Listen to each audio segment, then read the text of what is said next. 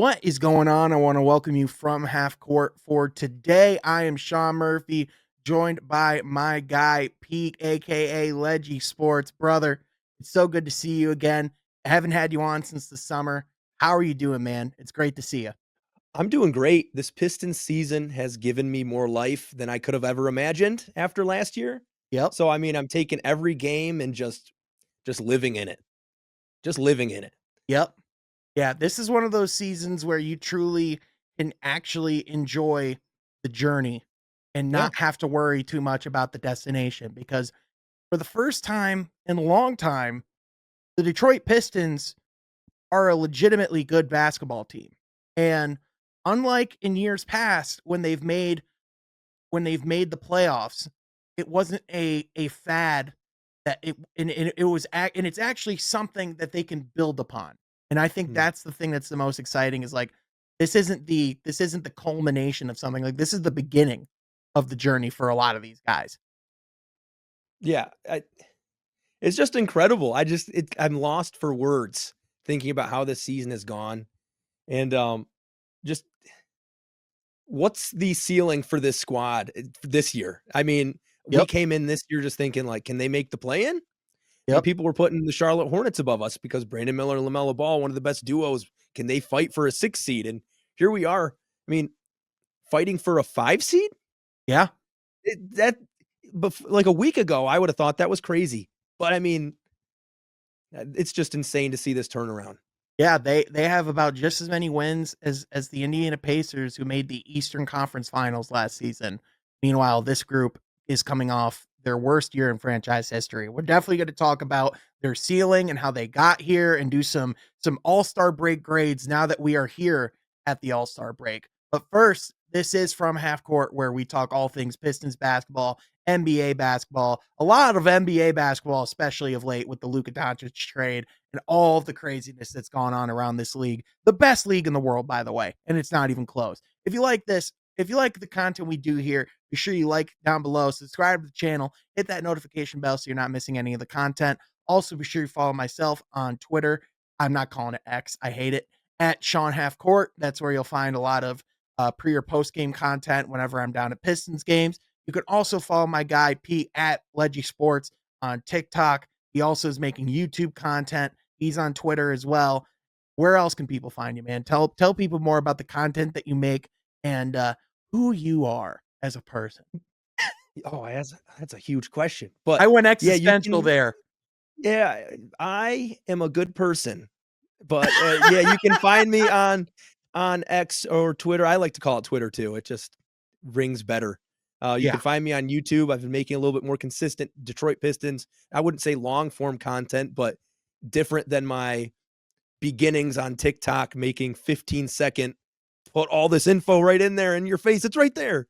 Yep. And then calling it a day. So I've had a lot of fun with that, doing game breakdowns, game previews, play breakdowns. And it's just growing from here. So Yeah. if you come check me out on the YouTube, you're going to be along for the ride. Yeah, absolutely. We'll put a link to that in the description down below as well. You're going to be Appreciate joining it. us more here on From Half Court throughout the season as well. So dipping your toes more into all the different forms of content, which Yes. that's when it gets a lot of fun. But speaking of dipping their toes, the Pistons are, as you mentioned, are dipping their toes into the higher seeds of the Eastern Conference and into uncharted territories that this group hasn't been to since 2018, 2019 under Blake Griffin. And they, in fact, like their win against the Bulls last night as a recording was their biggest win since 2012, their largest lead at halftime in franchise history. This is a group that has done special things that a Pistons team hasn't done in a while, but also appears to have a really good culture and bond going as well. Malik Beasley talks about how they always have guys fighting to get into the Call of Duty squads. They always have to sometimes they have to get 2 or 3 squads going in order for everyone to be able to play together. Like, dude, this is seriously like when we talk about from last year when a lot of nights things would just look soulless or depressing or just you could just tell the air was sucked out of the room, that there was, legitimate discouragement going on in that locker room to now you have a team that's on the precipice of doing things the Pistons haven't done in almost 20 years. From your perspective, like, obviously, there's a lot of things that have gone well or that have turned around from last season. But if you were to just tell someone, like, what you think the biggest characteristic or the biggest difference of this year's team to last year's, what is the first thing that you would point to? I think about the front office. I mean, the accountability that stems down from there, going to the coaching, going to the players. I mean, every player knows their role this year. And I think the worst thing about last year was 30 games in, we had guys talking about, well, it's about getting stuff for the tape. It's about figuring out my game for the tape. It's about figuring out what I can do better instead of what we can do better. Mhm. And this year has been a total flip on the head there. I mean, we're Yeah. seeing guys like Malik Beasley want to come here. We're seeing Tobias Harris want to come here. I mean, without knowing too much about what the team will be. I mean, JB Bickerstaff. I mean, it's just the culture overall. I mean, Dennis Yeah. Schroeder mentioned it best that it's one of the better cultures he's been around since Atlanta. And That that was the was, beginning of his career. yeah, first of his, is this his 10th stop, ninth stop? Yeah. Yeah. So He was just he, in Golden State, and he's raving about this team's culture. yeah, he was with the Lakers. I mean, he was with Mhm. LeBron. It's just amazing to see the kind of pedestal that this team has been put up by their players, and Yep. it's public. I mean, Yeah. people are talking about all over national media, so it's not like it's just the small Detroit media talking about how great this culture is. It's national media. Yeah, to me, I think the front office, you certainly have to look at the pieces that they have put into place and the players that they have implemented into this system. But like, to me, if people were to ask me, like, what's the biggest difference? To me, like, I have to point to the coaching. And, like, I don't want to continue to tear down, Monty Williams or anything like that, because I think ultimately it just was not a good fit. And that was apparent from day one, right? And whereas with JB Bickerstaff, I don't think you could think of a better coach for this team, or this organization, for where they were and where they needed to be. And, again, this is something I keep pointing out to people. Like, I'm not sure if, you fully even know this, because it's something, it's like crazy when it's pointed out to you, but it's like, this is the first team that he has been hired as a head coach from the jump. Like, he was an interim in Cleveland. He was an interim when he was in Memphis. Like, he's never been the head coach outright from day one, which is insane because of all the success he's had as a head coach. And the level of accountability and expectations and joy and confidence that he has brought to this group in such a short time, coming off of last season when, you had a lot of turmoil and a lot of instability, within that locker room. And now, like, and mind you, for a lot of these guys, this is their third head coach in 3 years. And so to come in with all that turnover, coming off of what was the worst 2 seasons in Pistons history, and to be over 500 at the All-Star break, to more than double your win total, to have your franchise player as an NBA All-Star, to see definitive growth and development from day one, and to see a coach who's making promises and backing them up. As you remember, our guy, shout out Brandon Dent, Detroit Kool-Aid, asked at the beginning of the season, like, what do you think fans should expect about, like, from this team? And it's the quote that's gone around, from day one, which is, by January, February, you're going to tune in and say, that's Detroit basketball. I could make the case that you could start saying that by the end of November, beginning of December, for this team. They're ahead of schedule from their own standards. And to me, that starts with the guy who's with this team, day in, day out, and setting that standard. Like, if we're talking about, like, setting grades for, like, for this team, obviously, I think we're gonna be giving out a lot of A's, but, like, Yeah. I think JB Bickerstaff has to firmly be considered for coach of the year. I think, probably it's gonna go to Mark Dagnall or Kenny Atkinson for the work that they're doing in Cleveland and Oklahoma City, respectively. But, like, I just think that people don't truly understand, like, how good of a coach and how good of a communicator JB actually is. And it's really starting to show over the course of the last month or 2. Yeah, he's bringing a fire to these guys every single night that Mhm. we did not see last year. And like I mentioned a little bit ago with the accountability, you can see him talking to the players. You can see him get confrontational with the players, and not in a negative way, but in a very constructive way. I mean, he's out there helping these guys night in, night out. And obviously, Monty Williams, you can assume he did the same thing. But there's just something about JB Biggerstaff that is making this team play at an A+ level against every team you play against. Yeah. And I feel like in the years past, I mean, it's been known that the Pistons can compete against these high level teams at certain points, but it's always seemed to be that they always play down to their competition. Yep. And that was a big issue that I've always had with this team is, I mean, we'd play against the Lakers or the Kings or the Suns in the past, and it'd be close games right until the end. I mean, there was one, I think it was a couple years ago when KD was back in Brooklyn. Cade and KD had that duel, and I was like, why can't this team just play like this every single night? Mhm. And I don't know. It's just it's night and day with Well, even JB this week Bickerstaff. like on Sunday, the Pistons hosted the Hornets, at home. The Hornets put out in all my years of watching basketball, that was one of the least recognizable lineups I have ever seen in an NBA game. Yeah. I cover this sport, like in my free time as in a professional capacity. I've been following the league for almost 20 years. It was literally the Patrick scene where he's like, "Who are you people?" Like that's legitimately like what it was that day. But the first quarter, the Pistons came out and dominated, but they were outscored each quarter after. And after the game, JB in his press conference, you wouldn't have been able to tell it was a win. He was like, "We got the win, we'll take it, but that is not our standard. That is not our expectation." And to follow that up the next game with your biggest win in 13 years and holding the Bulls to 29 points in a half, like, Yeah. not only does that show that the message is clearly being received, but they know exactly what is being expected, and that level of effort and intensity is not just a fad, it's carrying over because they did the same thing tonight. Like, they even though the Bulls kept it closer during the first half, it very quickly became a 20-point game in the second half. Yeah, I really like you bringing up both the Charlotte and the Chicago games because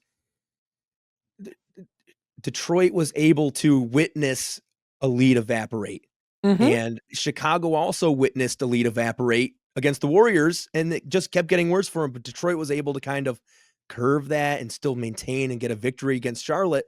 And then we see in the next game, and I'm a big fan of the NBA game tracker feature, and you can look at like the stat or the lead tracker and kind of see the graph about how it's moving. And Yep. Charlotte, you could see an instant collapse from Detroit. But Mhm. against Chicago, you didn't see that. You saw them continually put their foot on the gas, continually fight, and they weren't playing with their food. They Yep. were out there for blood the entire game. And that's what I love to see because in a couple of days they were able to learn that lesson. I don't know if that what JB was able to give them to help them get there, but it seems like in 2 days they learned that lesson Yep. and they just kind of went all the way till the end. Yeah, for sure. And I think that, like going into the season, there was a lot of talk with, to go back to the front office piece with Trajan, there's a lot of talk of what potentially, like they were going to do, from a standpoint of like acquiring assets, making trades, like where there's a lot of talk of how does, their push to the playoffs change their vision and the direction that they go with the franchise. A lot of times you see teams get over like, like kind of get too big for their britches after a winning streak and make a move that's perhaps too aggressive for their timeline. Whereas with the Pistons, they were able to continue with what they would have done no matter what at the deadline, which is acquire assets and use their salary cap.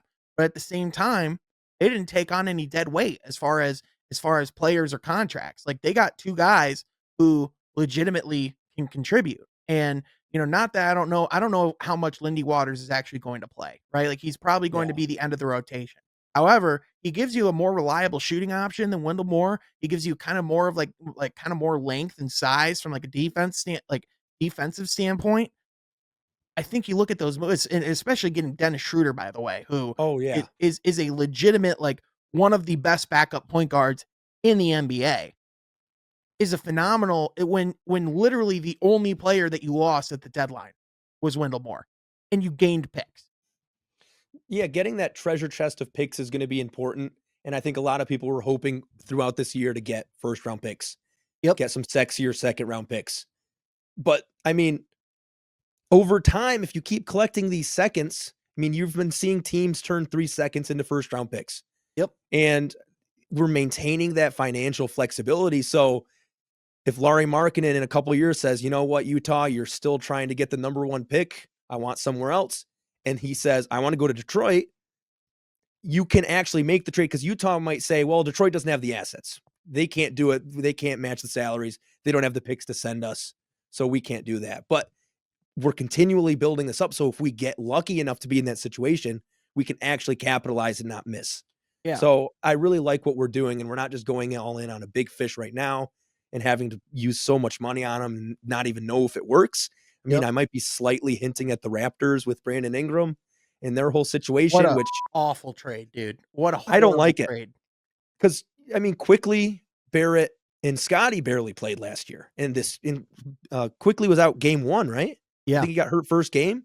So you don't even know what you have, and you're going to be capped in to that. I mean, you're going to be stuck.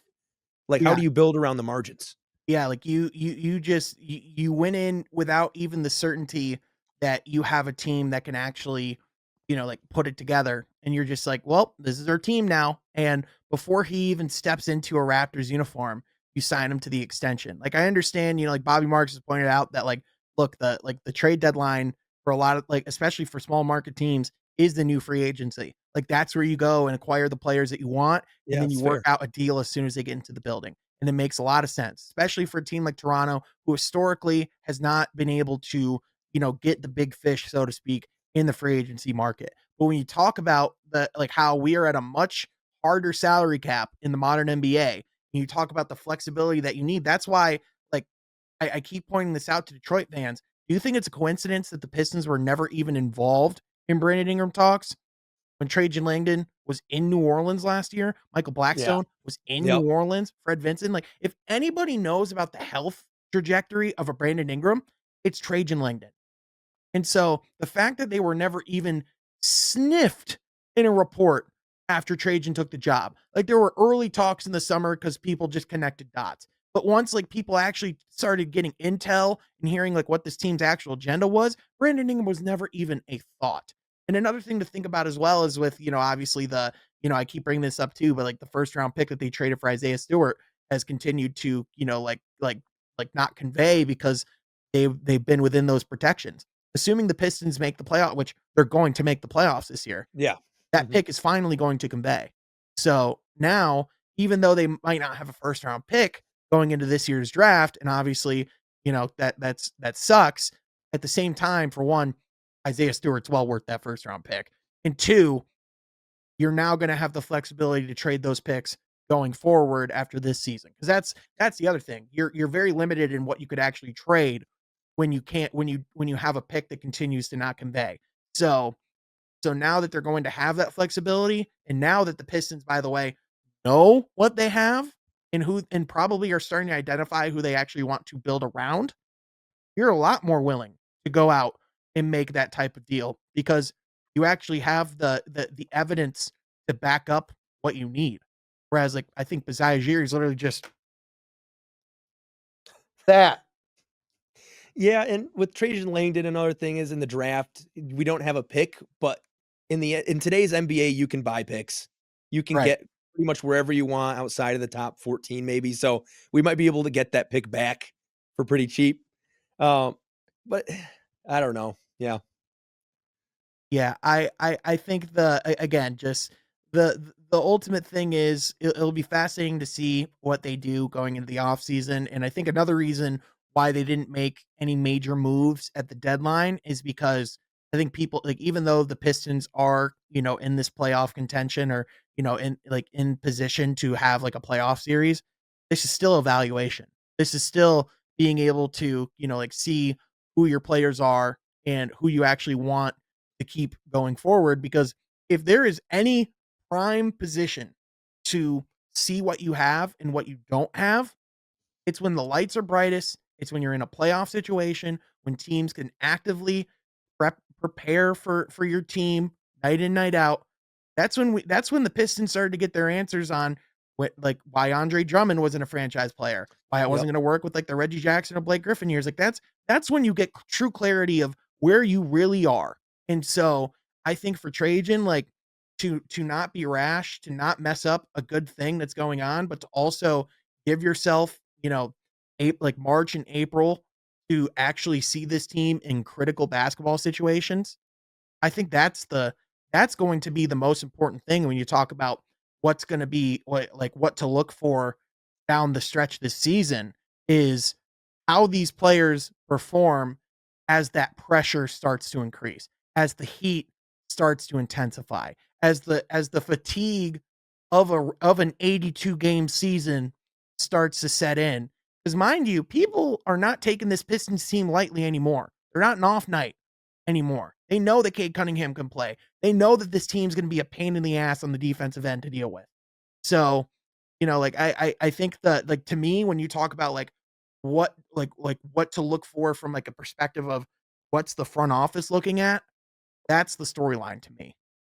Yeah, I'm gonna be really interested to see come playoff time when a team has a full 4 games to game plan against Cade Cunningham, who else is able to step up and become that kind of second guy, Mhm. become that 3rd guy, 4th guy, seeing what Asar Thompson can continue to do. I mean, these past 6 games, he's been really good offensively, but in a playoff series when a team has how many number of games to plan for you?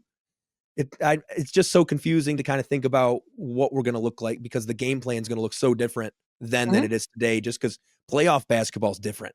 Yeah. Yeah. It's a completely different animal. Yeah. I mean, It's a lot more. defense is harder. Yeah, it's a lot more like a boxing match in a way. Like, you gotta be a Yep. lot more strategic with your punches. It's like styles make fights. Like it's a lot of those things. And like JB's, he has that experience, and they already do a lot of, like taking advantage of mismatches and things of that Mhm. nature. But like for me, like you talk about like Asar, he's someone I'm really interested to see how he performs in the playoffs. Cause like, not that I don't think he's able to handle it. He has a high basketball IQ. His athleticism is out of this world. He's been playing awesome basketball the last couple weeks. I can, however, see him having similar issues to Jalen Brown has had in playoffs in the past, specifically with his handle and causing turnovers, because that's kind of the one area of his game he saw us to tighten up a little bit, is just tightening up that handle. And that's something that Cade has to work on too. It's something a lot of young players have to work on. But when you talk about like what's going to get exposed, it's those little minute things, because that's truly when you're talking about what separates the good teams from the great. It's the mental stuff. It's the little things. It's the overall IQ and having just a couple less turnovers a game, a little better shooting percentage. Like those are the things in the margins that are going to come up. So for me, when I look at like what this team can do, because for me, it's like if this team just wins a playoff game, that's a success. Yeah, Like, just easily. go out and win a playoff game, and you breathe life into this franchise that hasn't been there since 2008. Yeah, part of me kind of it's tough because part of me wants to move the goalposts a little bit now, seeing where we are now. And if Mhm, we get the 5 or 6 seed, I think it's easier to say maybe we should win more than 1 playoff game. And obviously, that's going way quicker than me in the offseason would have called myself crazy if I told myself we were going to win 2 playoff games. But with how we've been playing, it's almost hard for me to just say, you know what, if we get a matchup against Indiana, against a New York, I'm not saying we're going to win a series, but like, is 1 game enough? And obviously, at the end, I'll probably be very happy and say, you know what, this was kind of it's a great experience nonetheless. yeah, But I don't know, it's just tough with figuring out what I want my expectations to be, and if I yep, wanna go into it being super excited or just kinda a little bit bummed out if we only win 1 game. yeah, for sure. I think it's gonna come down to how competitive they are, and a lot of it will also depend on the matchup that they have. I will say, as of today, they're currently slated, they're still in that 6th seed at the moment. They would play the Knicks if the Mm, playoffs were to start today. I do think that would be a really interesting matchup from the standpoint that the Knicks are having the best season they've had in a long time, but they also have the most pressure on them that they've had in a long time. And Yeah. there's real expectations for them to contend and to, and to be in the Eastern Conference Finals to win a championship. Whereas the Pistons, they are playing like they are in the ultimate playing with house money circumstance if they're in that series because no one expected them to be there. No one expected them to be a playing team. People expected them to be like one of the bottom teams in the Eastern Conference. Stephen A. Smith, after Monty got fired, said, "Oh, he should thank the good Lord he's out of Detroit." Yeah. Whereas if they're in that situation playing in the Garden, I think this is a group that would relish that moment. And when you talk about like what you can do when you're playing with house money, to your point, you don't want to underestimate that. But at the same time, you got to be practical and realize, okay, these are going to be their guy, like pretty much the entire team outside of Tobias and Malik Beasley. This will be their first time playing in these situations, and Yeah. it is it is a very different beast than regular season basketball. I do not care what anybody says. It is a whole different game. Yeah, I do think going against a New York would be a lot different pressure-wise than going against an Indiana, Yep. just because of the 2 franchises, the 2 fan bases. I mean, the environment is absolutely brutal in New York. Yeah. Most definitely. The Garden is, especially come playoff time, like New York Knicks fans are legitimate lunatics. It's a different level when the New York Knicks are in the playoffs. It's Bing almost like bong. it's almost like a cult, honestly. Oh yeah, Yeah, bing bong. had to do it. Oh, oh my gosh, that's awesome. No, but the so a couple other players I just want to talk to like quickly about like the Pistons before we move on to like some more league wide stuff. When I look at like the players I've been like most impressed with from their development from day one to now, the number one player to me is Jalen Duren. Like, Mm. the first month or 2 of the season, I was very critical of the way Yeah, Duren was playing, and the thing that impressed me was on Sunday after the Hornets game, he said pretty much the same things I was saying, which was he was playing on some soft was exactly what he said. And like the fact that he has the wherewithal to recognize that and has turned up that intensity, like Jalen Duren on both ends is showing legitimate progression that the franchise has a lot of reasons to be excited about. I mean, offensively, like we knew about his vision and his passing, but it is starting to like we're starting to see it more consistently be a positive for this team. A lot of times, Jalen Duren can be a little careless with the ball and start, and cause more turnovers. That has not been the case of late. A lot of his passes have been turning into assists. And then the other thing as well is defensively, he's getting a lot better as a shot blocker, but also he is causing a lot of turnovers with steals and with his and with his hands. And if he could start continue to head in this direction, I mean, I feel like I've been saying this for a while now, but like when you want to talk about like who is the player that raises the ceiling of this team, it's two of them.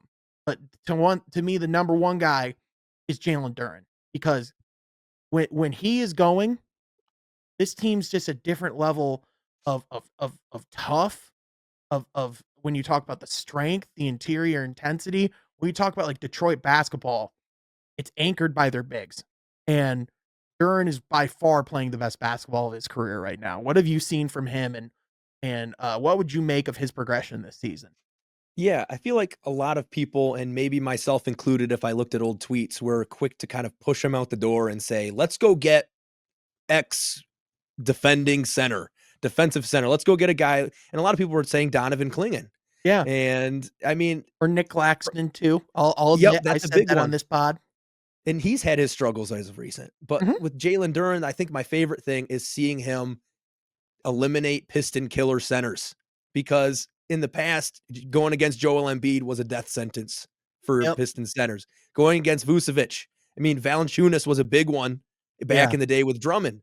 But Yep. seeing like Duren in the box scores and looking at how he's impacting the game against Joel Embiid and Vukovic, I mean, just actually seeing what he's doing out there, holding Vucevic to 0 of 9 shooting until the second quarter. Was that what it was? It might have been at the very least he was not having his usual success that he would have against Detroit for sure. I mean, Yeah, I think they had an 0 for 23 second quarter, and he made a Mhm. basket and fist pumped.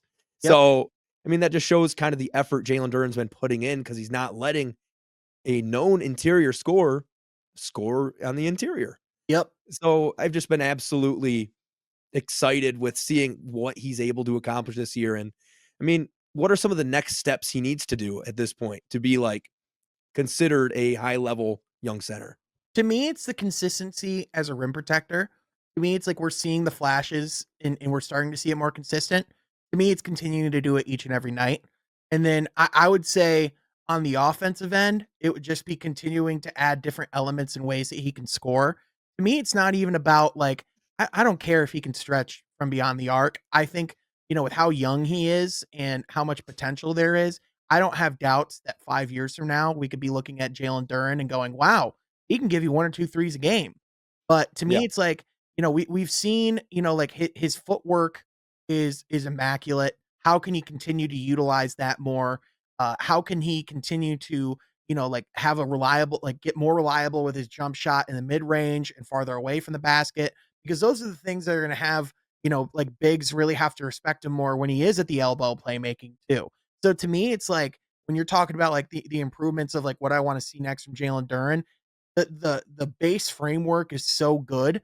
It's how can you continue to get that more consistent? Because it's like I've even said before, he could literally just be as is as an offensive player, like as a lob threat. How he catches dunks like by the paint. If he becomes an All NBA defensive player, that's an All Star big for years to come. Like, Yeah. just as is. So, to me, it's just those consistencies, but also it's just those extra elements in his game that just make him that much harder to stop, but also make bigs and other defenders have to respect him more and step further Yeah. away from the basket. Yeah. The big thing I want to see is a little bit more unpredictability from him. I feel like Mhm. when you're looking at the points he scores, you can kind of guess every night. If you look at the box score, he has 12 points. Oh, he caught some oops. He probably got a couple offensive rebounds or a drop off pass. But Yep. I do want to see him a little bit more work in the post, a little bit more finesse with the footwork, because Yep. that just makes you unpredictable and that will help everything around you. Especially with his playmaking, that's going to open up the floor if he can take a little bit of that pressure from other defenders as well. Yeah, there's moments with his footwork that it's mind blowing. Some of the things that he can do, some of the tendencies and the flashes that he shows as far as that goes. So I think there's a lot of untapped potential there as far as what he can do offensively. And that's not to say he's not a good offensive player because like that's the thing. He's still really effective as is and has a high field goal percentage. And especially, some of the lobs that he's been catching, he's been looking really good in that light. Mhm. But it's just how can you continue to just because that's really the thing is like the great players, they always find another element to add to their game each and every year. Like we're in year 23 with LeBron or year 22, and he's still adding elements to his game. He's still, like getting better as a player. So I think that's just the big thing is the continual evolution. So, Yeah. I mean, the framework as of right now is again really promising. And then it's like, oh, by the way, you have the second coming of Ben Wallace coming off your bench as your secondary rim protector, has the best field goal percentage, against other players in the league at the rim. So, the fact that you have that 1-2 punch, I mean, I know it sounds like a stretch, but from a statistic and, efficacy standpoint, it's not very far off from what JB had in Cleveland with Jared Allen and Evan. It's just they're not playing on the court together very much. Yeah, was with JB in Cleveland, was that a product of him being there than playing 2 bigs, or was it kind of more management coming down? Because that's something that I'm not thinking of right now, but with JB now, we're kinda seeing he's avoiding that, and I don't know if that's because of the roster construction. I don't know if that's something we can expect in the future, but we're seeing this work right now Yeah, with I think Tobias. yeah, I think it's something you could definitely see them experimenting with more. I think it was more personnel based. Like I think Evan Mobley is kind of a little like someone that you can play a little bit more away from the basket and also just kind of with his unique physical gifts to be able to play him at the 4 and have him as kind of like a roamer and to be able to keep Jared Allen as a big. I think it's just like such a unique circumstance and now that you're starting to see like obviously over the last couple of years, like Mobley's offensive game starting to get a little bit more Yeah. dynamic too. I just think it allows you to do different things than you could have done with Stewart. at the 4 and, Duren at the 5. And again, I just think that what we've really seen this season is just, like Isaiah Stewart, like, even though, like, people might see him as an undersized big, he is at his best when he's by the basket. He is at his Yeah, best, and 100%. I think the other thing as well is there's something to be said about saying that you have a really good center on the court all 48 minutes. So, I think in Detroit, it just comes down to personnel because another player that's been really valuable for this team, I know he's like the easy player to dog, kind of every night whenever he's not having a good night, is Tobias Harris. Like, I don't think Yeah. his value can be overstated in the things that he's done. And by the way, over the last month or so, he's really starting to come really starting to come around, like offensively, like both sides of the court. Like the thing that's really impressed me with Tobias is how good he's been on the defensive end at times. Like whenever the Pistons need like a tone setting play, it feels like the guys that are there to set that tone the most are Tobias and Ron Holland. And Mm. you can just tell by how the players talk about him and the overall like they call him Unk. Each player calls him Unk. Like Yeah. Tobias has had a real tangible impact, in his time in Detroit. And again, it's what I was saying all offseason. There's something to be said about having an adult in the room that's been there, that's done that, and he's one of the true epitomes of professionals as a basketball player. Yeah, I really like with Tobias Harris as well, kinda seeing the vision of what we could need in the future at the 4, Yep. and I know we talked a little bit about Isaiah Stewart a little bit ago and how he's best at the basket, so I hope we don't experiment with 2 bigs again. If we do, I hope we get, like, a premier shooting big, but, I mean, I think he provides a good blueprint of what we should look at going forward Mhm. as well, past his time, because he's only gonna be here. I mean, how many years do you think he's got left? It can't Yeah. be too many. Yeah, it's not a ton. I mean, he's 32 right now.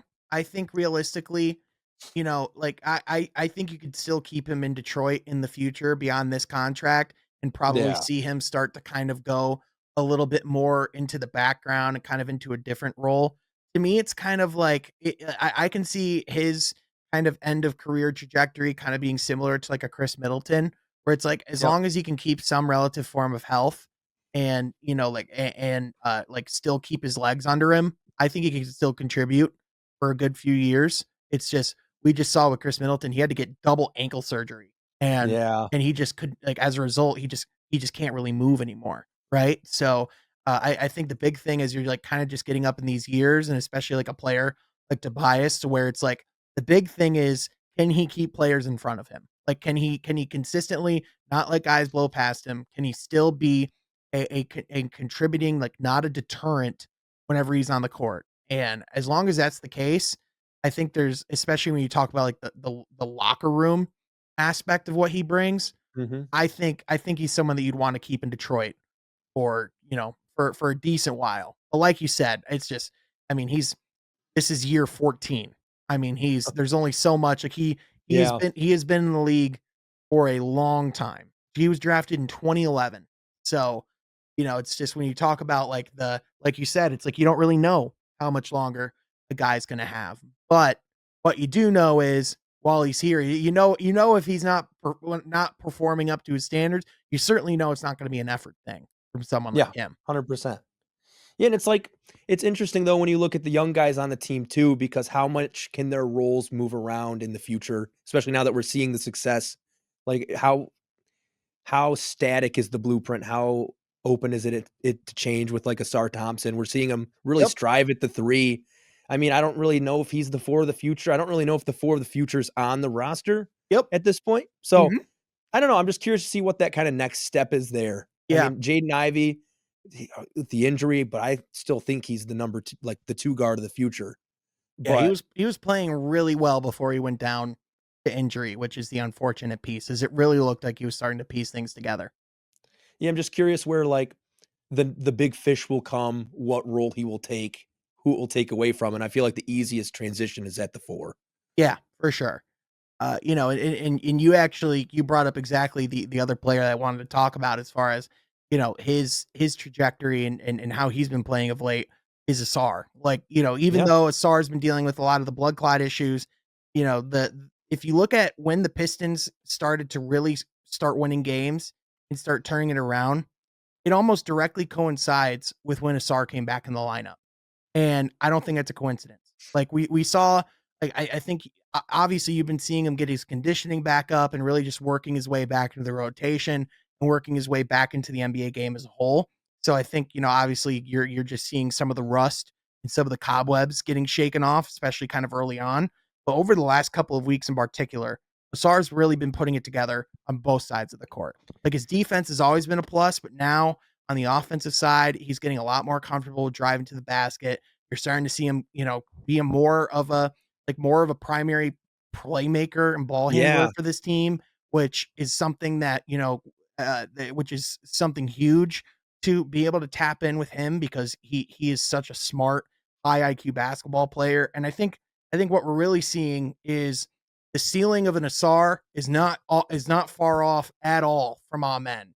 Like that, like those are two freak of nature players that are just like generational athletes with some of the stuff they can do. And for me, it's like when you talk about like what this team looks like next year, and like to me, the scary thought is what does it look like when Asar puts it all together on that side? Because like when you talk about like guys that work their tails off, he fits that mold. And now, if he continues to stay healthy this offseason, he's actually gonna be able to go full at it and train Yeah. and play against other players and actually do a full off-season regimen.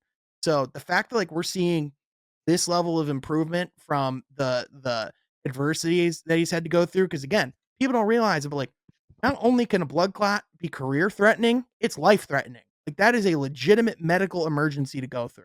So for Yeah. him to turn around and not only not look like a shell of himself, but starting to ascend and starting to thrive speaks to his character, speaks to his acumen, and speaks to just, in my opinion, how special a player he's going to be in this league. Yeah, my favorite thing about Asar Thompson is he's not taking too many threes. He's not taking, like, really any threes. I think the past 7 games, he hasn't attempted a single three-pointer, and to me, a lot of people thought before the season, we got Fred Vincent. The big thing with Asar was, is he gonna get a jumper? Is he gonna figure it out? But we haven't even thought about that recently because he's been playing his game. He's been playing it his way, and he's been able to find success without having to force up jumpers. And I mean, there's probably times he's open, he could, but he's making an extra pass and then he's getting to going back to the rim, getting a dunk. I mean, he's just making the right reads at the right time and he's not forcing anything. I Yep. think that's just my favorite thing is he's playing at his own pace and he's not trying to conform to what people think of 3 should be in the NBA, which is a shooter. Yeah. He knows what he is and he knows what he isn't. And the fact that he can Yeah. still be the fact that in the modern NBA, how many threes teams are taking per game, that you can still be that effective without having a three-point shot, that speaks volumes.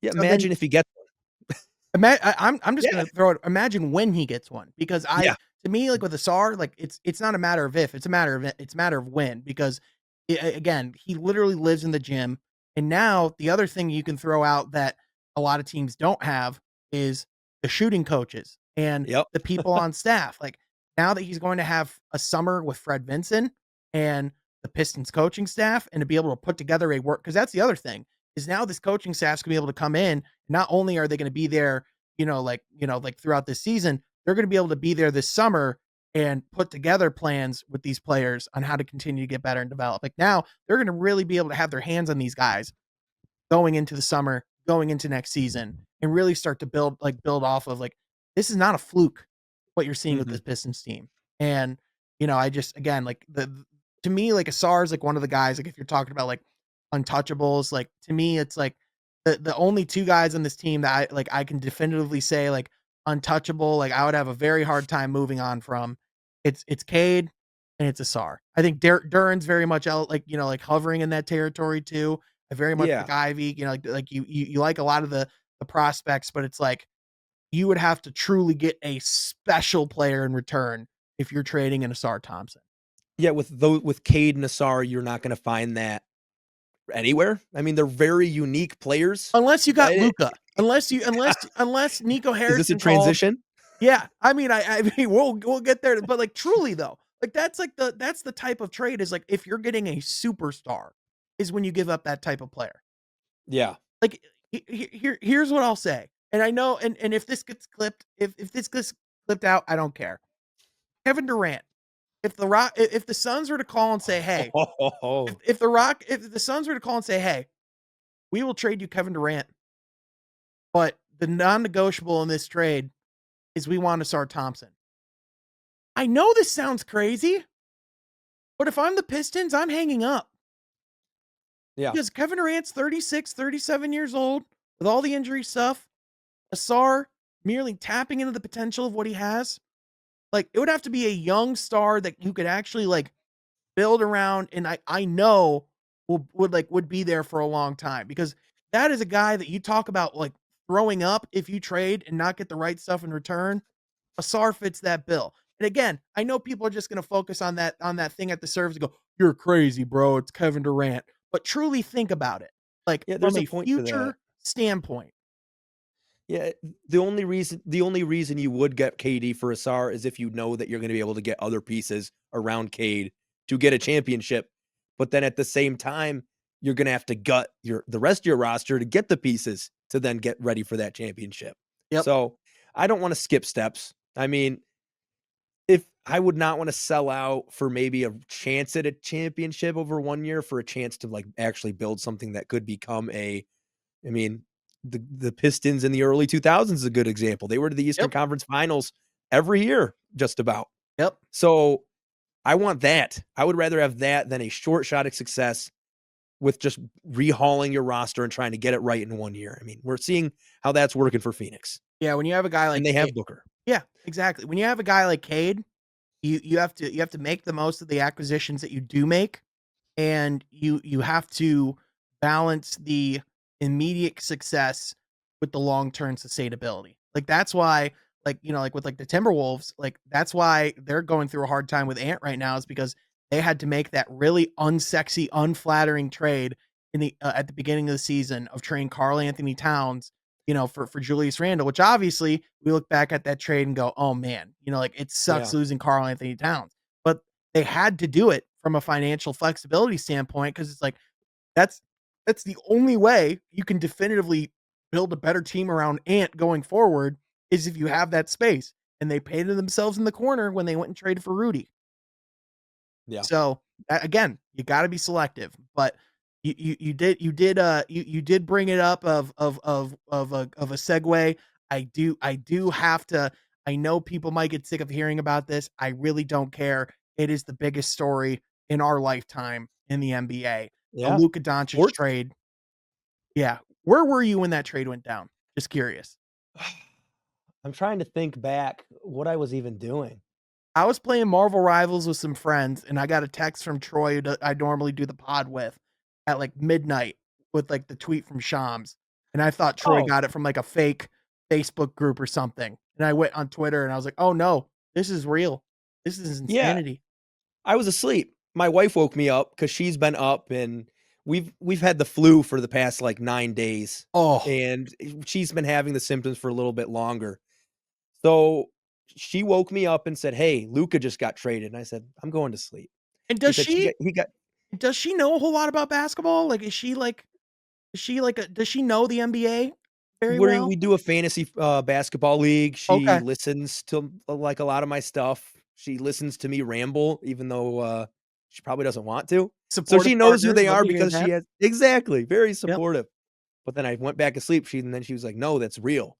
And so then I just laid there, sat up, and scrolled through my phone for the next 30 minutes, just like, "What?" Well, Yeah, half asleep too. I didn't go to bed till 4 AM. I was legitimately looking at whatever content I could scrounge for and get my hands on when that was going down. I mean, legitimately one of those trades where it's like you have to get the verification that it's real.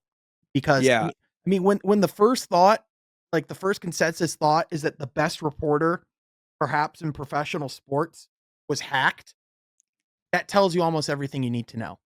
And like the now that and now that Luca is back in the lineup, now that we have been able to see Anthony Davis and Luca in action playing for both of their respective teams, and the more importantly, the injury to Anthony Davis, where it has not even been officially confirmed what his timeline is going to be, but from It's a all while. sounds from all the sounds that and everything that we're hearing, it sounds like it's going to be at least a month. Like, you can just pencil in, he will be out for 1 month, and it's one thing if this was like, 10 games in after the Mavericks are, on this like stretch where they're playing pretty well. This was the 3rd quarter of the Yeah. Anthony Davis Mavericks era. And your whole public facing rationale was because you're worried about the conditioning, you want a player who's available. Well, Luka's played in 70% of his games as a Maverick. Anthony Davis played about, and this is from NBA Today, they said about 55% of his games as a Laker is how many games Anthony Davis played. So you're getting the one of, if not the like one of the most known unreliable stars from an injury and durability standpoint.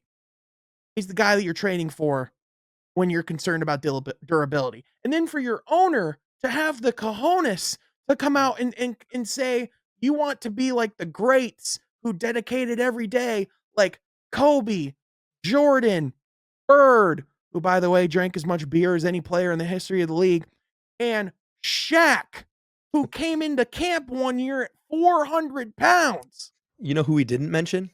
Dirk! Yeah. You didn't mention Dirk! And Yeah, that and was the mind you, biggest. Oh, you make that trade as the franchise that has the Dirk statue out front with the caption that says, "Loyalty never fades away." And they spat right in the face of that and of their fans. And honestly, I could not feel more sick to my stomach than for the city of Dallas and for because that is like the only way to really describe it is a complete punch in the face to their identity, to who they are as a team, and to who they've supported all these years. And yeah, now to kick your it's fans out for man. yelling their displeasure, get the out of here, man. Well, did you see Nico Harrison was it a college game or a high school game and people were chanting "Fire Nico"? Mhm. So, I mean, he can't kick anybody out at those, so. Yeah, he had to he's had to hire a full-time security detail team near his home, and, like, he is when you have to hire personal security for a trade that you made, that should tell you everything you need to know. So But, what's your over under on, like, years he's gonna remain GM? Is it what if I put it at, like, 1.5 from today? oh, man. You think it's gonna be under? Or do you think they stick with that because they're gonna look even stupider if they fire the guy? You see, It's I think a year and a half is literally the perfect timing. Like, yeah. I think he's gonna get I think if this doesn't go well, we might be talking as soon as the end of next season. So, like, just from playing out the odds, I'm going under. Because if you make that type of move, if you cause that type of disrest, if like unrest, if you cause that type of economic decline and your overall stock as a business, if you affect that bottom line as much as he did, you damn better be right. And Yeah. very early, the signs are not looking great on that. And sure, Yeah. some of it you can play down to bad luck from the standpoint of the injuries that you've had with Daniel Gafford, with Derek Lively, like some of that Huh. stuff, you can't blame Nico Harrison for that, right? But it's when you do the self-inflicted wound and go and trade for the guy who was injury ridden while Luka's now actively playing with the Los Angeles Lakers. And sure, it's against the Utah Jazz, but he's already starting to look like Luka Doncic and show people exactly like, yeah, this is why I was considered one of the best players in the world. And it's not like, by the way, this is a Mavericks team that was like spinning their wheels. They got to the finals 8 months ago, dude. And it's like they completely forgot who got them there. Like, yes, he was bad defensively in the finals, but it's because he was beaten down from literally carrying your sorry asses on his back, getting you there. Yeah, like, fans can be happy when they fire Nico, and it's probably going to happen, but are they really gonna like, I just don't know if people have thought about it, like, their ownership is gonna stay. They're in it for the money, they're not in it for the basketball. There's all those conspiracies about moving to Vegas, if you heard any of those, Oh, but absolutely. We talked about him on this pod, and it's a great first of all, just from like a creativity and like a good conspiracy theory, like phenomenal. But yeah, from a practicality standpoint, Dallas is one of the biggest markets in the league. The Mavericks are one of the biggest fan bases in the league. You're going to make a lot more money in Texas than you're going to make in Vegas. That's just my opinion. but with the governors are still there. They Right. were the people who okayed that. Right. So, as a Mavericks fan, how can you ever feel confident that they will find the right person Right. if they made that mistake? And who knows if they bring someone good in, if they don't let them make a decision because now they're scared that they're gonna make something too big Let's when say they need to do something radical. I don't even know if Mavericks fans would feel that comforted if they won the lottery and got Cooper Flag. Because, Yeah, like, yeah, like, you have, like, another, like, great prospect and someone you could but then you're gonna be like, "Oh, well, how long until we just trade him?" And you're just gonna be yeah. on edge of, like, "You better not screw this up." And once that trust is gone, it's hard to gain that back. And to me, like, the only Pistons trade or, like, the only trade that I can think of in my lifetime even compares to this as far as, like, the total abandonment of one's identity is when the Pistons traded Chauncey for Allen Iverson.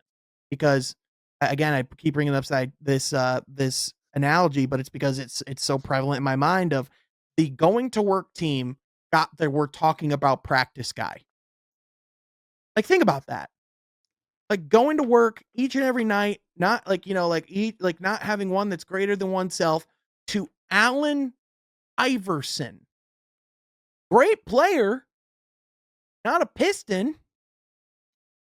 So and for Dallas to go, I think defense wins championships, which on the surface, like, yeah, of course, Yeah. sure, whatever. But like your entire thing since 97 has been building around one special star and staying loyal to that star and going through the ride. And Mhm. then Especially when they're an offensive stars. mhm, yep. And then mind you, it's the fact that you didn't do the due diligence of going out there and really making sure you're getting the best deal in return. Because you cannot tell me like, yes, you got Anthony Davis. Yes, you got Max Christie, who's a good piece as well. But in a league where Rudy Gobert was traded for 5 first round picks and then swaps on top, you only get 1 first round pick. Unacceptable.